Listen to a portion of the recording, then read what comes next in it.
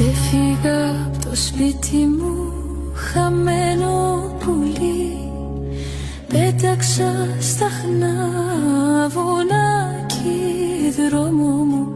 Δεν γέλασα ποτέ, μονάχα κλαίω στη γη κι η μοίρα μου δεμένη σαν βάρια πληγή. Ben ayrıldım yuvamdan garip bir kuşum,